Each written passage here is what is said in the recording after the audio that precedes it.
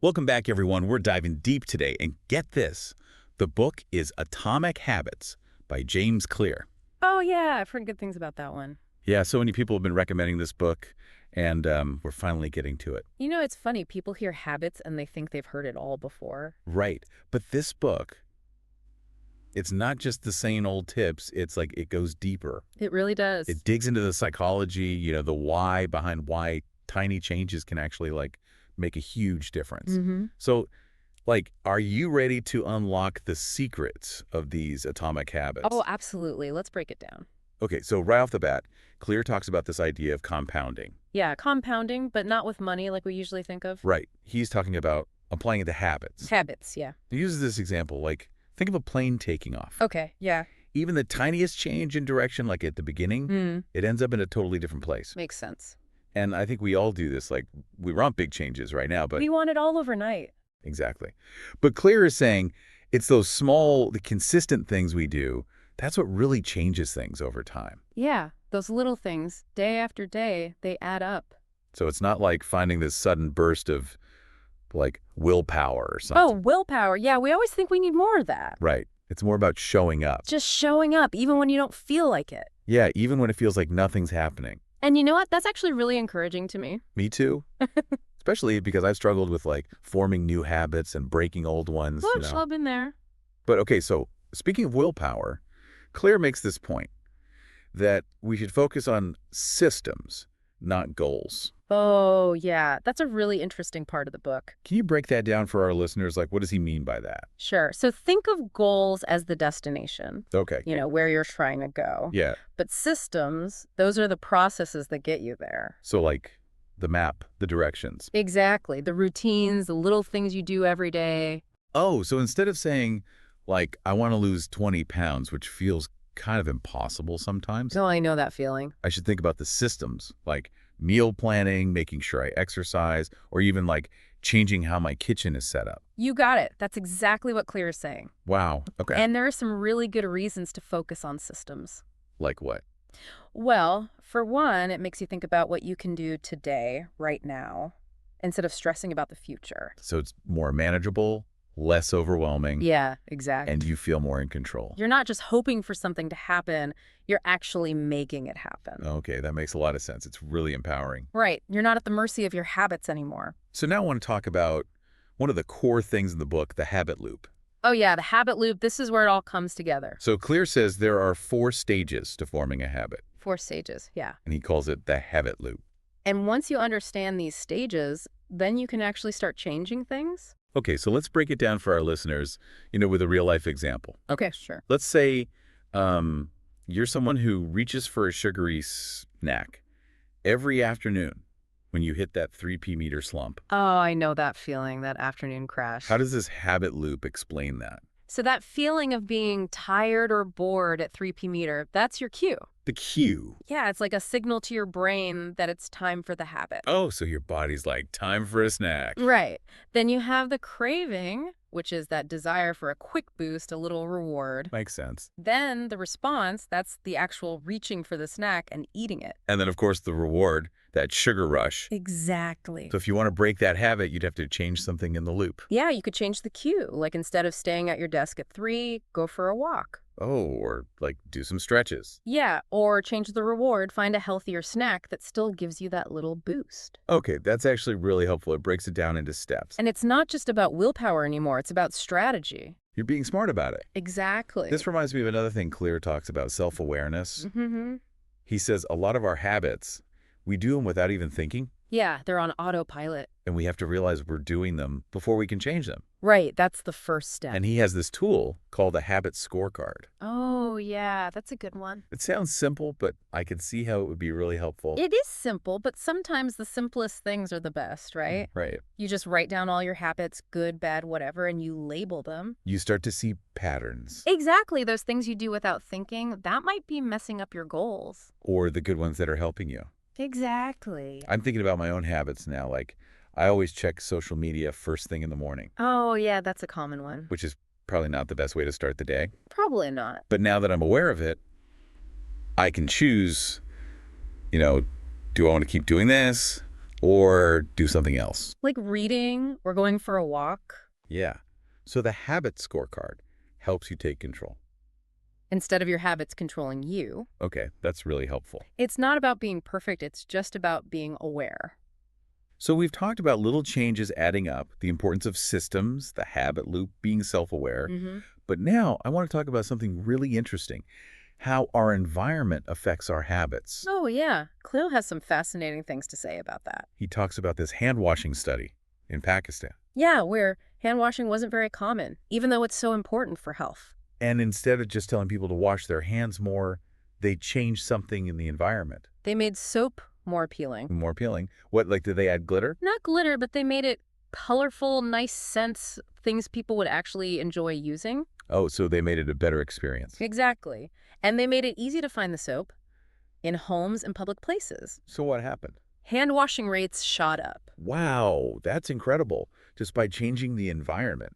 Shows how much our surroundings affect us, even if we don't realize it. It's making me think, how can I change my environment to make good habits easier and bad habits harder? That's the key question, right? Like if I want to read more, maybe I should make sure there's always a book near me. On your bedside table, your coffee table, even in your bag. Yeah, and if I want to be on my phone less, maybe I should put it in a drawer. Out of sight, out of mind, right? You're making it harder to do the bad habit. And easier to do the good ones. So it's not just about willpower. It's about like strategically designing your environment. Exactly. Okay, this is already blowing my mind. Right. So we've talked about small changes, systems, the habit loop, being self-aware, the environment. Mm-hmm. But Clear goes even deeper. He talks about how our habits are tied to our identity.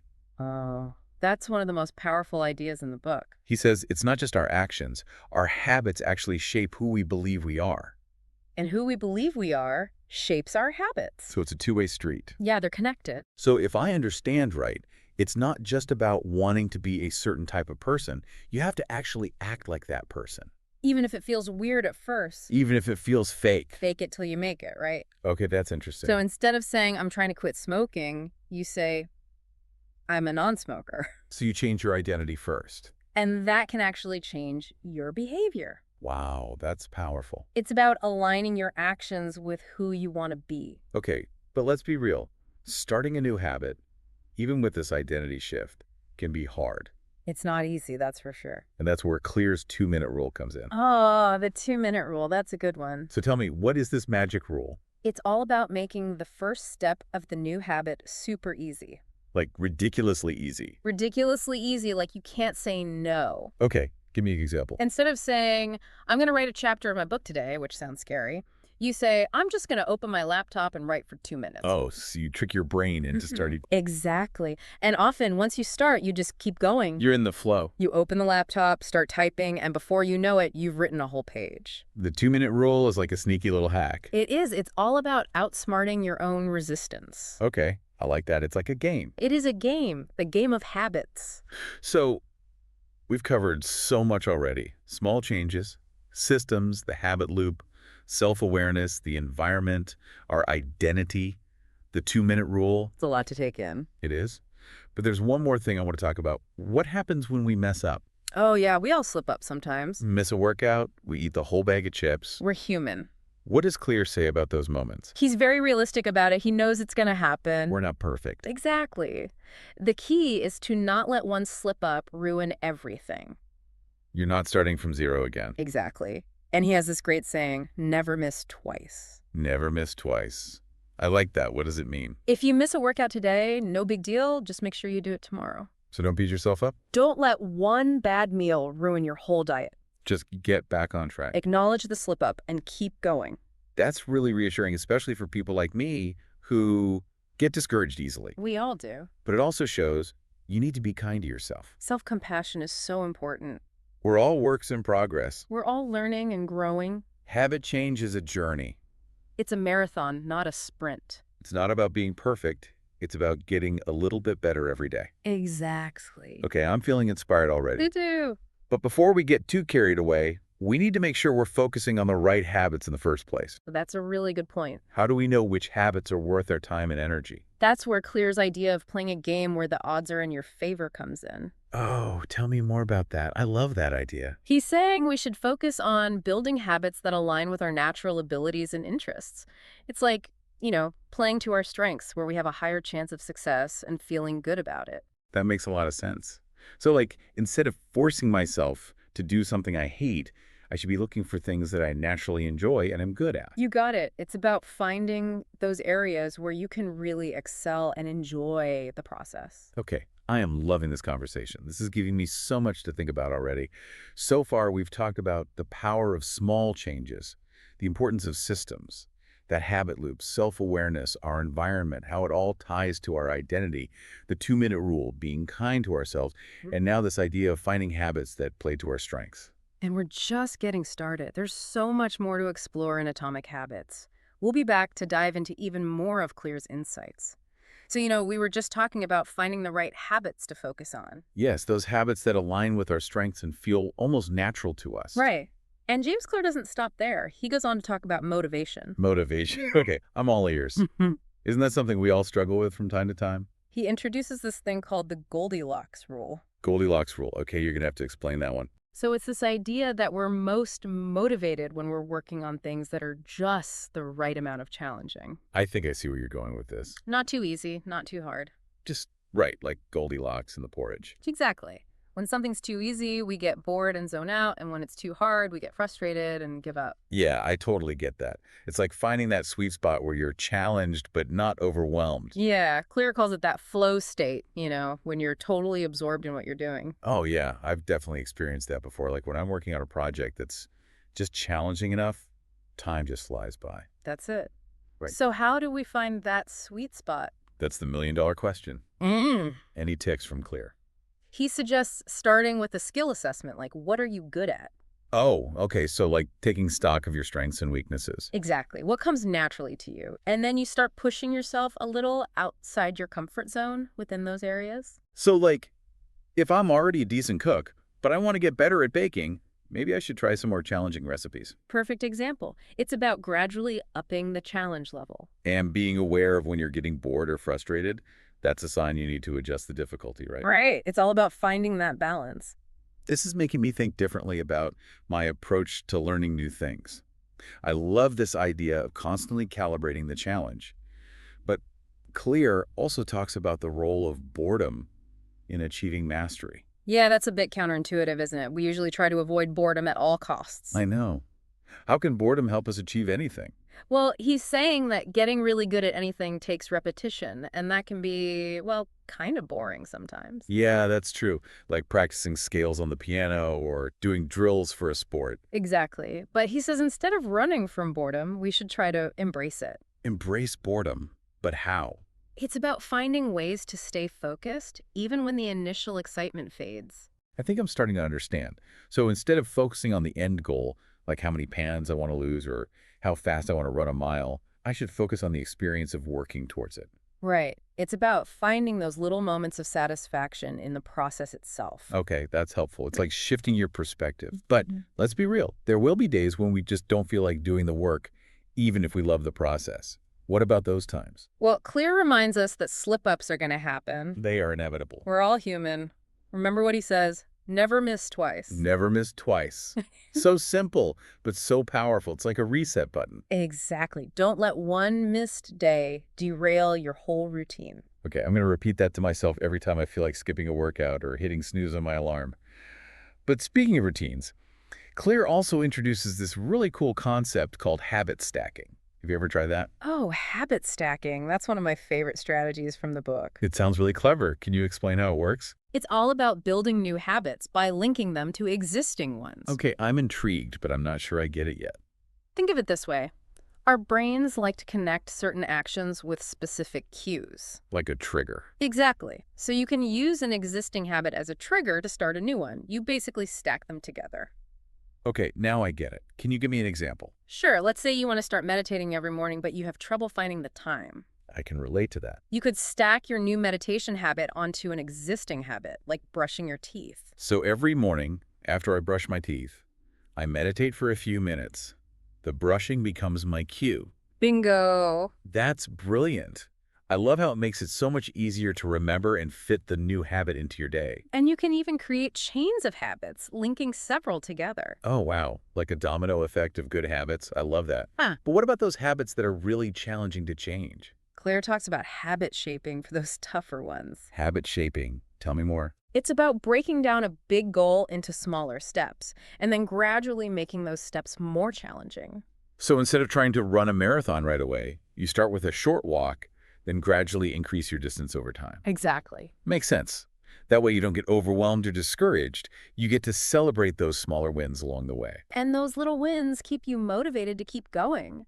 But even with all the right strategies, sometimes we still need that extra push. And that's where Clear's discussion of rewards comes in. Oh yeah, rewards. I think we all love a little reward now and then. But he makes an interesting distinction between intrinsic rewards and extrinsic rewards. So what's the difference? Intrinsic rewards are those that come from the activity itself. Like the feeling of accomplishment after finishing a tough workout, or the joy of creating something beautiful. Exactly. And those intrinsic rewards are the ones that truly keep us going in the long run. Because they come from within. Exactly.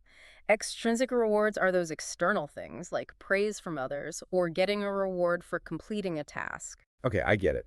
So those external rewards can be motivating, but they might not be as sustainable. Right, because what happens when those external rewards go away? You need to find that internal motivation to keep going. Exactly.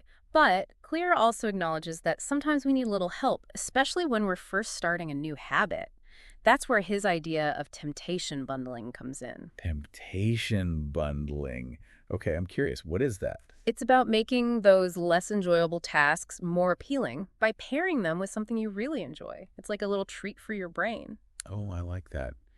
Can you give me an example? Let's say you hate doing laundry, but you love listening to podcasts. You could bundle those two activities together. Only allow yourself to listen to your favorite podcasts while you're folding laundry. I actually do that, and it totally works. Right. It makes the chore so much more tolerable. This is making me realize that there are so many clever ways to hack our habits and make them work for us. It's not just about willpower. It's about strategy and understanding how our brains work. Exactly. And Clear also emphasizes that we're all different. What works for one person might not work for another. That's true. Like some people are super organized and love to-do lists, while others are more spontaneous. Right. So we need to find what works for our individual personality. He calls it playing a game where the odds are in your favor. He has a lot of great phrases. He does. It's about finding those habits that align with our natural inclinations and strengths. So it's not just about adopting any good habit. It's about finding the right ones for you. That's such an important point, and it brings us back to that idea of self-awareness. We need to understand ourselves, our strengths, our weaknesses, and even our quirks. It's like becoming a detective of your own habits. Cleary even suggests keeping a decision journal to help with this. Yeah, a decision journal. It's a way to track your choices and really dig into the why behind them. So not just what you did, but why you did it. Right. It can be a really powerful tool for understanding your motivations and the impact of your choices. That makes so much sense. I'm Yeah. definitely going to try that. So we've talked about motivation, those Goldilocks habits, embracing boredom, habit stacking, shaping rewards, and now even journaling. It's a lot, but it's all about finding the tools that work best for us as individuals. And ultimately, it's about progress, not perfection. Absolutely. It's a journey, and it's about enjoying the ride. We've talked about a lot of really cool strategies for building better habits. We have. Mm. But how do we actually make sure those habits stick long term? Well, one thing Clear really emphasizes is making your progress visible, like literally tracking your habits. Oh, yeah, that makes sense. Like what gets measured gets managed or something like that. Exactly. If you don't track it, it's easy to slip up without even realizing. Right, and then you lose motivation. He suggests all kinds of methods like simple pen and paper or apps, spreadsheets, whatever works for you. Yeah, it's about finding what you'll actually use consistently. Exactly. I've tried a few things, and honestly, what works for me is a mix of like visual stuff and apps. Oh, interesting. How so? Well, I love having a physical calendar where I can mark off each day I stick to the habit. Oh, I can see how that would be satisfying. It is. Seeing all those little X's, it keeps me going. I bet. Like a visual reminder of your progress. Exactly. And then I also use an app on my phone for reminders and to see my progress over time. So you have a system that works for you. I do. Yeah. But, even with tracking, sometimes we need that extra push. Oh, yeah. Accountability is huge. It's like those New Year's resolutions everyone makes, but then by February, They've forgotten all about them. because there's no one to hold you accountable. Right. So what does Clear suggest? Well, he talks about finding an accountability partner. Someone to keep you on track? Yeah, like a friend or a family member, someone who'll check in with you. Like a cheerleader, but for habits. Exactly. But what if you don't have someone like that? Well, he also suggests joining a group, people with similar goals. Oh, yeah, like a running club or a book club. Exactly. Or even an online group, anything where you feel that sense of community. It's easier to stay motivated when you know you're not alone. And you don't want to let the group down. Right. But then Clear takes it even further with these habit contracts. Habit contracts, that sounds serious. I know. It's like you're making a deal with yourself or even someone else. Okay, how does that work? You write down the habit you're working on and what the consequences are if you don't stick to it. Oh, so like real consequences, not just feeling bad about it. Exactly. And you can even have rewards for success. So it's like a system of checks and balances for your habits. Yeah, I remember reading about this guy who made a habit contract, and if he missed a workout, he had to wear his rival team's hat for a week. Ouch. That's some serious motivation. It is, but it worked for him. So it's about finding what works for you, right? Exactly. But, even beyond all the strategies and stuff, Clear really dives into the psychology of it all. Oh, yeah. Understanding why we do what we do. And he talks about how our personality affects our habits, which makes a lot of sense. Absolutely. We're all different. What motivates one person might not work for another. Right. So we can't just copy someone else's system. We need to figure out what works for us. He even suggests taking personality tests to understand yourself better. That's actually a really good idea. Yeah. So I'm hearing a theme here. It's not about being perfect.